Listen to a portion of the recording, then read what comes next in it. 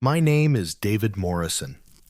I'm 39 years old, and I've been a commercial fisherman on Great Slave Lake for 17 years. It's the deepest lake in North America, over 2,000 feet in some places. Cold, massive, and unpredictable. The Dani people, who've lived on these shores for thousands of years, have always treated the lake with respect, bordering on fear. I used to think that was just cultural tradition. Now I know better. Great Slave Lake is in the Northwest Territories, just north of the 60th parallel. In summer, it's beautiful. Clear water, good fishing, tourist boats. In winter, it freezes solid, and ice roads connect the communities scattered around its shores. I fish year-round, but I prefer summer. The lake feels safer when you can see the water, even though that's probably an illusion. This happened last August during the peak fishing season. I was running my boat about 15 miles offshore, checking nets with my deckhand, a young guy named Peter, who'd been working for me for 3 seasons. Good kid, reliable, not afraid of hard work. We'd been out since dawn, and the fishing was excellent. Whitefish and lake trout, big healthy fish. The kind of day that makes you love this job. Around 2 in the afternoon, Peter spotted something in the water. At first, we thought it was a log or piece of debris, but as we got closer, we realized it was a person, a woman, floating face down, wearing a life jacket. We immediately called it in to the Coast Guard and pulled alongside to check for signs of life.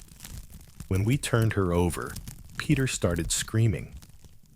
The woman's face was gone, not damaged by fish or decomposition. Gone. Smooth where her features should have been, like someone had erased them. But she was fresh, recently dead. Her skin was cold, but not bloated. She couldn't have been in the water more than a few hours. The Coast Guard arrived within 30 minutes and took the body. They told us to stay available for questions and asked if we'd seen any capsized boats or other people in distress. We hadn't. The lake had been calm all day. No storms, no accidents that we'd witnessed. 2 days later, they found another body. A man, also wearing a life jacket, also face down, also missing his face. Same smooth erasure, same fresh condition. The RCMP started investigating, thinking maybe it was foul play. Some kind of serial killer targeting boaters. But how do you remove someone's face without leaving any wounds? Without any blood? Over the next 2 weeks, they pulled 7 more bodies from Great Slave Lake, all missing their faces, all fresh, all wearing life jackets, men, women, different ages. No connection between them, except they'd all been on the lake when they died. The RCMP brought in specialists from Ottawa, forensic pathologists who'd seen everything. They examined the bodies and couldn't explain the facial removal. No tool marks, no chemical burns, no evidence of any known method.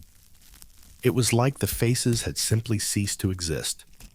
The tourist season ended abruptly. No one wanted to boat on a lake that was claiming people in such a horrific way. The local fishing fleet kept working because we had to, but we were scared. Everyone was checking in with each other constantly, staying close to shore, watching the water. I talked to an elder from Deda, a Dene community on the lake's north arm. His name was Joseph, and he was probably in his 80s. I asked him if the den had any stories about the lake taking faces. He looked at me for a long time before answering. He said the lake has a spirit.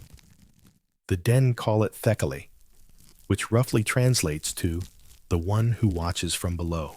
It's ancient, older than the lake itself. It lives in the deepest parts where light never reaches. Most of the time, it sleeps, but sometimes it wakes up. When it does, it looks for faces, human faces. It collects them, studies them, tries to understand what makes humans human. I asked why it would do that. Joseph said, because it wants to become human. It's been watching us for thousands of years, trying to learn how. The faces are its research, its specimens. I didn't want to believe him, but I couldn't explain the bodies any other way. The RCMP couldn't either. They eventually classified the deaths as unexplained drownings with unusual post-mortem changes and closed the investigation. What else could they do? The drownings stopped in September when the weather turned cold. But I know they'll start again next summer because whatever is in that lake, the lake is over 2,000 feet deep. What lives at that depth, where pressure would crush a human and darkness is absolute? What could survive there for thousands of years, patient and hungry, collecting faces like some underwater scholar? I don't know, and I don't want to find out. I just want to fish, make my living, and get home safe every night. The Dane were right to fear this lake. They were right to teach their children to respect it, to never challenge it, to always remember that the water is not ours. We're just temporary visitors on the surface of something much older and stranger than we can comprehend. Great Slave Lake is beautiful, but beauty can hide horror. And the deepest waters hold the darkest secrets. Story 2. My name is Jennifer Park. I'm 36 years old, and I'm a mining engineer. Last winter, I took a contract position at a diamond mine 60 miles north of Yellowknife. The mine operates year-round, but winter is especially brutal. Temperatures drop to -50, and we get only a few hours of twilight each day in December and January. Most of the crew rotates in and out on 2-week shifts, flying home whenever they can. But I needed the money, and I signed on for a full 3-month winter contract. I would live on site from November through January, isolated except for the 50 other workers at the camp. The mine camp is self-contained. Dormitories, cafeteria, recreation building, all connected by heated tunnels, so you never have to go outside. Everything you need is there. It should have been fine, routine, just another winter in the north. But something was wrong with the camp from the start. The previous engineer, the man I was replacing, had quit suddenly in October. Just walked off the job mid-shift and demanded immediate transport back to Yellowknife. The mine supervisor said he'd had a breakdown, couldn't handle the isolation. It happens sometimes in remote postings. People crack under the pressure. I moved into the engineer's quarters, a small private room in the dormitory. The first thing I noticed was that the previous occupant had covered all the windows with duct tape and cardboard, completely blocked them. When I asked about it, people said he'd become paranoid, claimed something was watching him through the windows at night. Another sign of his breakdown, they said. I removed the coverings. The windows looked out onto the mine site and the tundra beyond. In the perpetual darkness of early winter, there wasn't much to see. Just snow, industrial lights, and endless black sky. The first few weeks were normal. I did my job, managed the underground operations, ensured safety protocols were followed. The crew was professional, and the work was interesting. I settled into the routine easily. Then the dreams started. I'd wake up in the middle of the night feeling like someone was in my room, standing next to my bed, watching me. I'd turn on the light, and no one would be there, but the feeling persisted. I started having trouble sleeping. Other people in the camp were having similar experiences. The cook reported hearing footsteps in the kitchen after everyone had gone to bed. The mechanic swore he saw someone standing at the edge of the camp perimeter during a night shift, just beyond the lights, perfectly still in -40 weather with no survival gear. The camp supervisor, a man named Robert, who'd worked there for 12 years, called a meeting. He said the isolation was getting to people, which was normal. We needed to focus on social activities, stick together, support each other. He organized movie nights and card games. But the strange incidents continued. In mid-December, one of the miners didn't show up for his shift. His roommate said he'd left the dormitory around 4 a.m., said he needed fresh air, in -50 temperatures, in the dark. We organized a search immediately. We found him 2 miles from camp, walking north across the tundra. He was in his underwear, no coat, no boots. He should have been dead from exposure within minutes. But he was alive, walking steadily. When the search team reached him, he didn't seem to notice the cold or his rescuers. He just kept walking until they physically restrained him. We brought him back to camp and warmed him up. Somehow, he had no frostbite. His core temperature was low, but not dangerously so. When he could talk, he said he'd heard someone calling his name. A voice from outside, familiar and friendly. He'd followed it. He didn't remember leaving the dormitory or walking across the tundra. He just remembered the voice, calling him north. We made an unofficial pact. No one goes outside alone. No one opens outside doors after dark without a buddy. And if you hear voices, you report it immediately and don't listen to what they say. It worked for a while. We had no more incidents for 3 weeks. But the presence outside didn't leave. Every night, people reported seeing figures at the perimeter. Sometimes one, sometimes several. They'd stand just beyond the lights, watching, waiting. In early January, the power went out. Not unusual in winter, and we had backup generators. But during the 15 seconds of complete darkness before the generators kicked in, something happened. I was in the cafeteria with about 20 other people. In that brief blackness, we all heard it. A voice, speaking in a language none of us recognized. It came from everywhere at once, surrounding us, and it felt old, ancient, wrong. When the lights came back, everyone was screaming. Some people were huddled on the floor. Others were running for the dormitories. The camp descended into chaos. Robert tried to restore order, but people were terrified. Whatever was outside had gotten inside somehow, or at least made its presence known inside. The next morning, we demanded evacuation. The entire crew. All 50 of us said we wouldn't work until we were taken off site. The company had no choice. They flew us out in shifts over the next 2 days. I never went back. The company offered me a significant bonus to complete my contract, but I refused. Some things aren't worth any amount of money.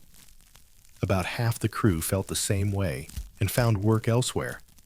The mine is still operating. They brought in a new crew, people who didn't know the history, but I heard through the industry grapevine that the incidents continue. People hearing voices, seeing figures, walking off into the tundra in trances. I talked to a researcher at the Prince of Wales Northern Heritage Center in Yellowknife. I asked if there were any Denny legends about the area where the mine is located. She found references to something the indigenous people called the callers.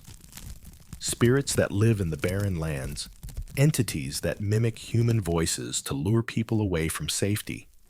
The dean would never camp in certain areas because they knew the callers were active there. The mine was built directly on one of those areas.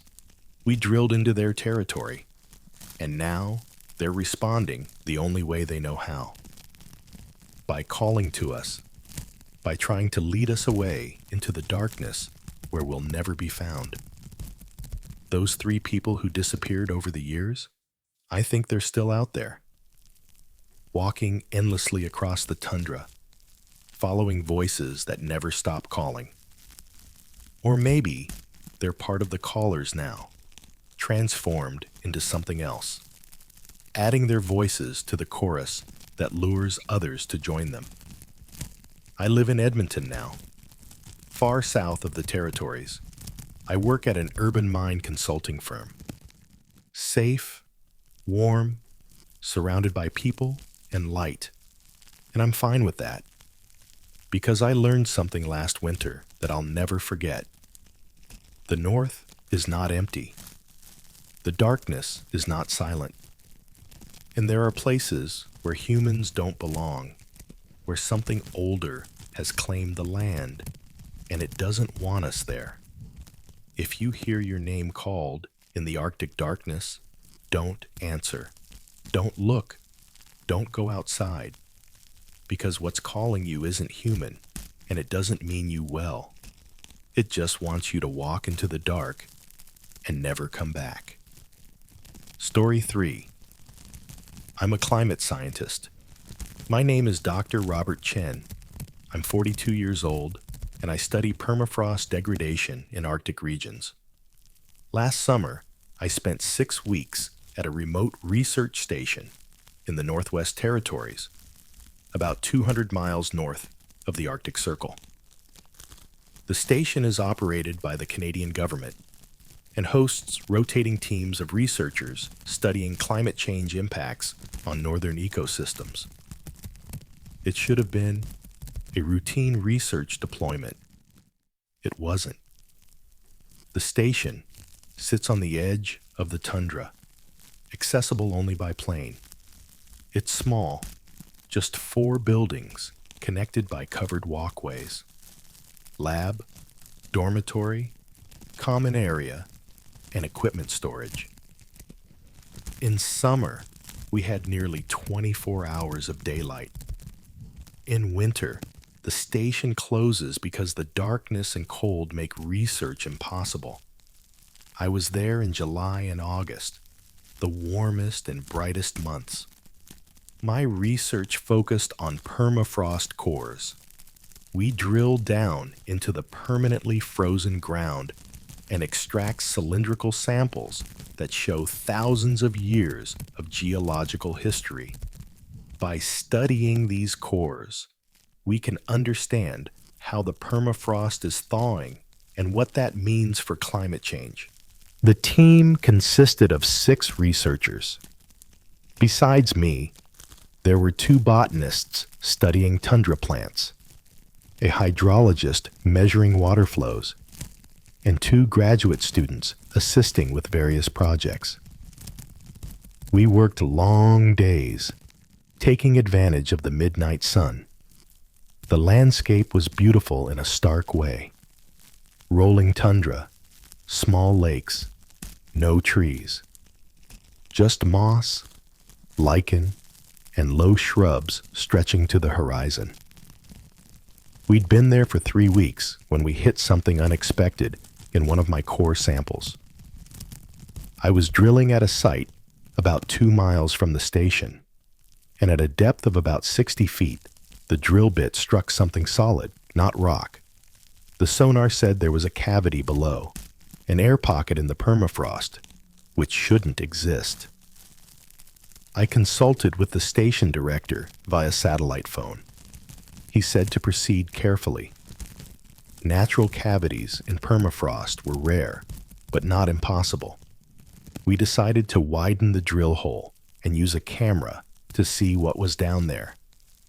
It took 2 days to widen the hole enough to lower a camera. When we finally got video feed, what we saw didn't make sense.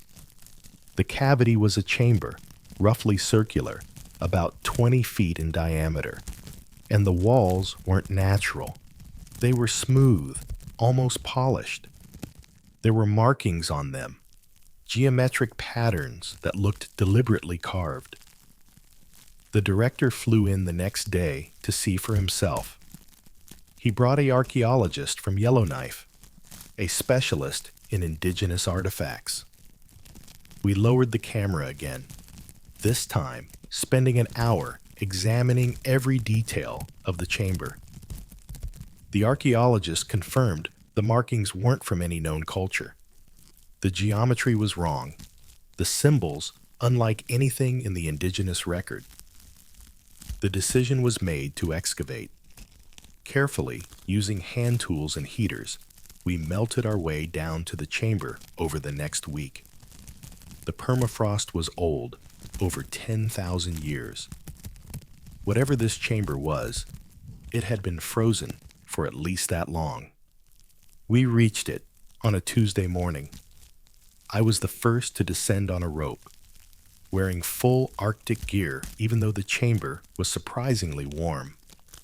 The air inside was stale but breathable.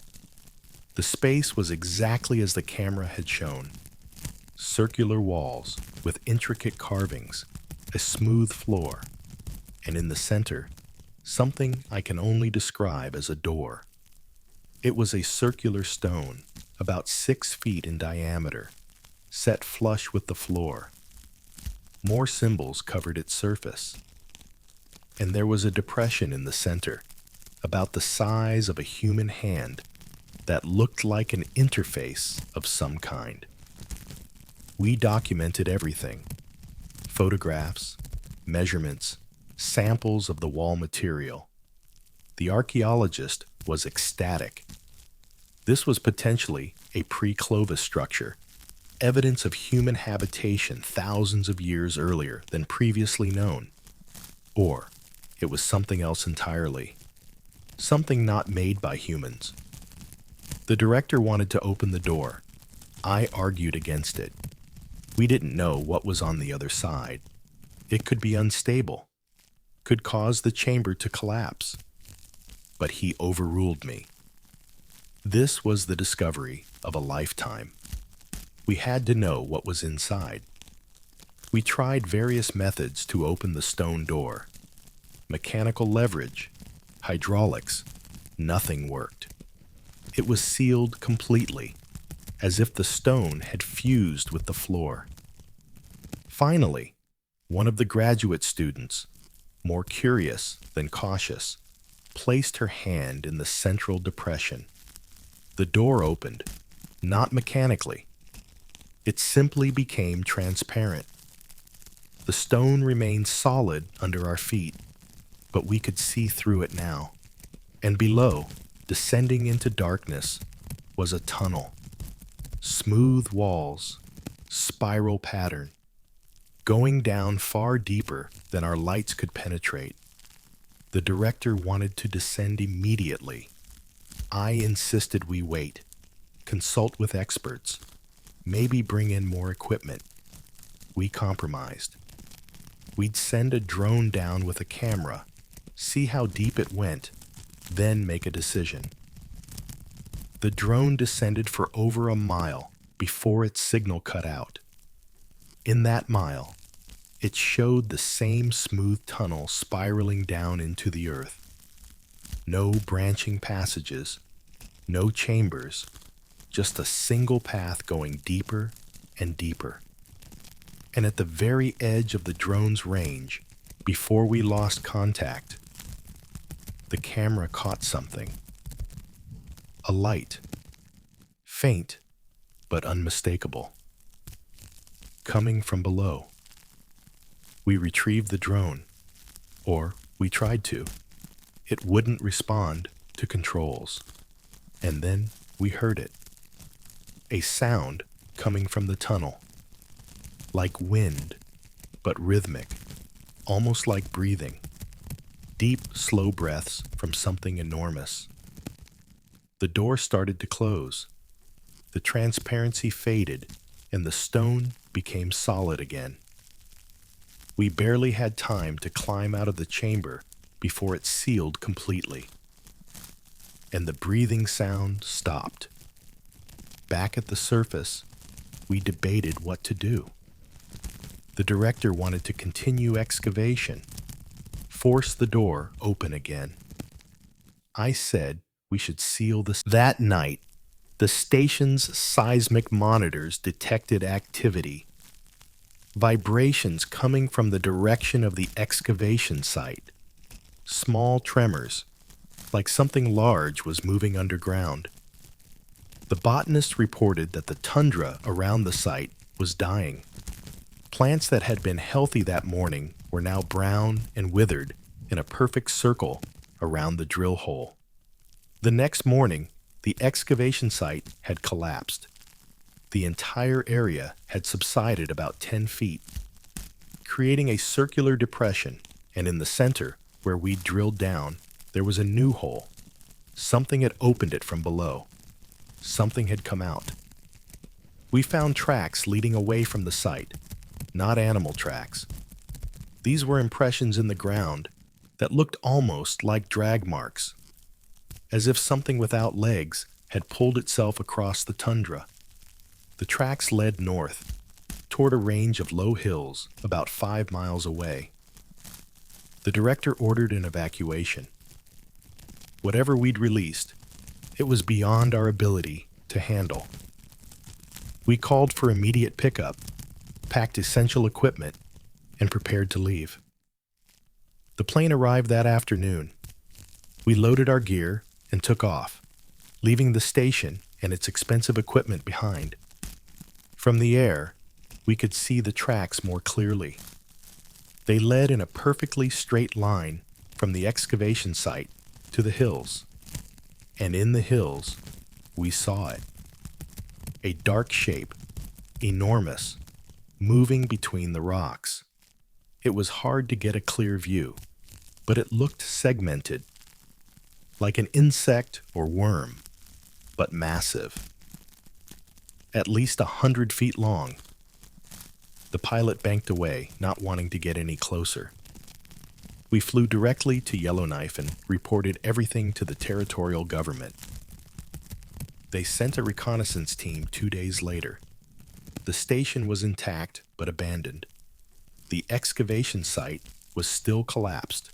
The tracks were still visible, but whatever we'd released was gone, burrowed back underground or moved to another location. The site was classified and sealed. The territorial government declared it a contaminated area, officially due to hazardous materials. But that was a cover story. They didn't want anyone going near that chamber. Didn't want anyone else opening that door. I've spent the last year trying to understand what we found. The best theory I have is that the chamber was built as a prison. Something was sealed inside that tunnel, locked away in the deepest darkness, buried under permafrost that was meant to never thaw. But climate change is melting the permafrost, and we drilled right into it. Whatever was down there had been waiting for thousands of years, waiting for someone to open the door. And we did. We let it out. And now It's somewhere in the Northwest Territories, beneath the tundra, in tunnels we can't access, and places we can't reach. The indigenous peoples of the region have stories about things that live beneath the earth, things that came before humans, that were sealed away by ancient forces. They say these things shouldn't be disturbed, shouldn't be acknowledged, because acknowledging them gives them power.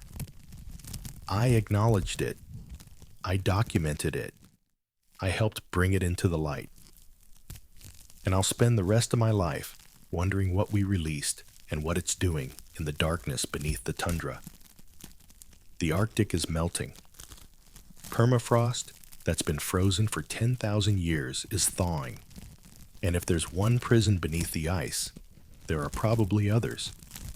Other things sealed away, waiting to be freed by climate change and human curiosity. We're not just losing ice. We're opening doors that were meant to stay closed forever.